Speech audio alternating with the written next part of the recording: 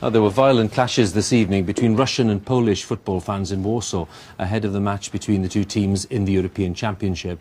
The authorities in Poland, which is co-hosting the tournament with Ukraine, say that this evening's game did pose the greatest ever peacetime security challenge. Well, let's go live to Warsaw and our sports news correspondent Dan Rowan for the latest.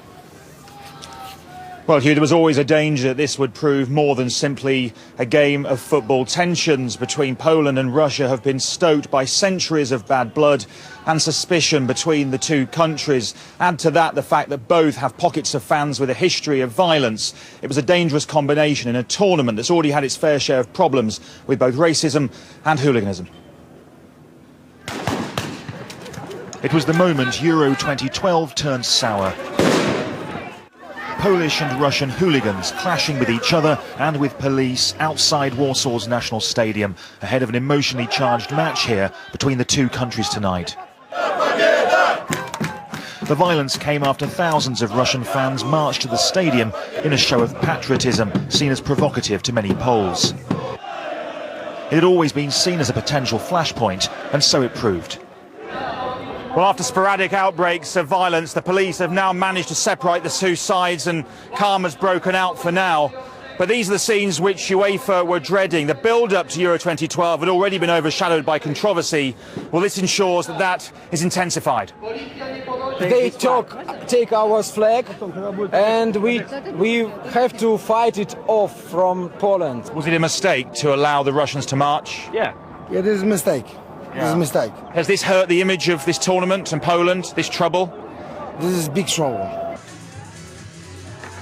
Earlier, the atmosphere had been relaxed. The match had fallen on Russia Day, which marks the end of the Soviet Union. The two countries share a difficult history, including decades of control by Moscow over Poland during the Cold War. But the authorities have been confident the march would pass off peacefully. Some politicians think it shouldn't have been allowed.